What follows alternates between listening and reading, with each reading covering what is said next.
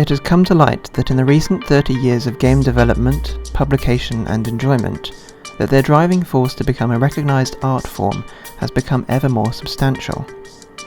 Since the first cathode ray tube amusement device in 1947 and the first commercially available video game of 1971, games have become an ever more significant recreational enjoyment and business pursuing activity of the world today. I plan to investigate the rise through 60 years that video games have taken to becoming more of an art form to be recognised by mainstream art critique. I will compare video games to the four focal arts: film, music, theatre and art. These investigations will further my understanding of what the arts have come to be in the modern era and allow me to deduce conclusions that may offer insight into why or why not games should be considered an art form. The turning point at which this dynamic has begun shall also be concluded, whether it has gone, becoming, or is yet to be. Attention will also be paid to the varying game studios that have arisen, exploring the ways in which they go about creating games. The development process includes concepts, design, theoretical planning, etc., to be able to comparatively write upon the ways in which games and arts differ or agree.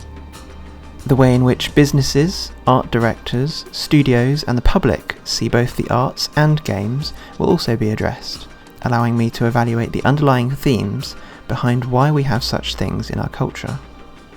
The pre-existing critical discourse relating to this investigation will be referenced from a number of online and hard copy articles in which newspapers, theoreticians, and critics have debated the significance of the emergence and sharp incline of the games industry in recent years.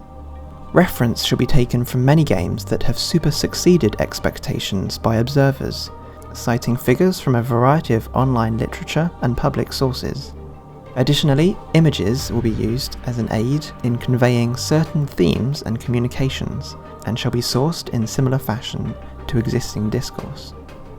I intend to answer the issues surrounding the widespread debate as to whether games should be considered an art form of the 21st century, and the positive and negative aspects it has had upon commercial and personal lifestyles. Special attention shall be also paid to the way technology has advanced alongside and very much with relation to the art world and the way we now identify art, with consideration in contemporary, fantasy, futuristic and other forms of art. Now I have a few examples of games from the 1960s up until now, which I'll go through and just comment on quickly. So firstly, Space War, developed in 1961, is credited as the first widely available and influential computer game. At the time, artistic input was said to be little to nothing, instead focusing entirely on the game's playing mechanics. It was played on the cathode ray tube monitor. Art was influenced by the surge of technology in the early 20th century, reflecting the interests of several cubist artists like Braque and Picasso. Myst, a relatively early single-player 3D graphic adventure puzzle game of the 90s, was developed by Cyan. It takes players through an immersive world and storyline similar to that of what could be described as emotions that viewers take when interacting with the other arts. One of the earliest video arcade games, Pong, originally a training exercise engineered by Alan Alcorn, an employee of Atari at the time, can be questioned as to whether the game features any artistic direction at all. The ultimate simplistic nature of the interface tends to hide what lies beneath. Can coding of a game be considered part of the art? A similarly styled game of the time was Gunfight, released in 1975. The game draws question as to whether art styling could be a factor in the game's success, or if it is solely related to its gameplay.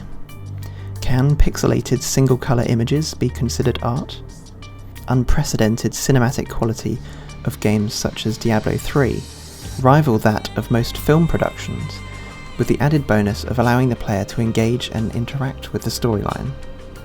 Storyline, a compelling factor in games, which is seen in all of the arts today, film, theatre and music, was a major influence of the way public perceptions were generated around the game Heavy Rain in 2010. IGN's Chris Roper scored the game 9 out of 10, commenting specifically on the game's fantastic story that is one of the best in gaming. Assassin's Creed concept art establishes connections between modern-day game design and the past date of the Third Crusade.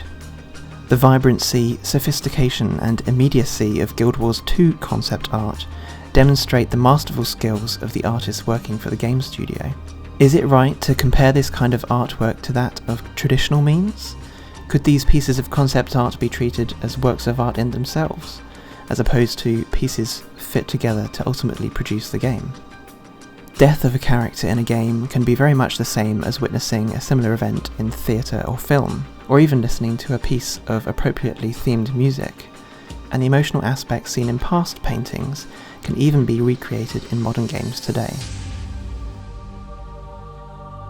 What you've just listened to is my research proposal for my university course. I am about to write a dissertation on the title Games as an Art Form. This is for my degree in illustration, and as games have been a very large part of my childhood, as well as the fact that I enjoy creating art, I think it's a very relevant dissertation to be writing. And as I've just said, it would be very interesting to find out if games these days can actually be considered an art form, compared to the more classical art forms like film, theatre and music. Some food for thought for you to take away from this video. And of course, if you have any thoughts as to whether games should or should not be considered an art form, be sure to post them down in the comments below, and I look forward to reading them.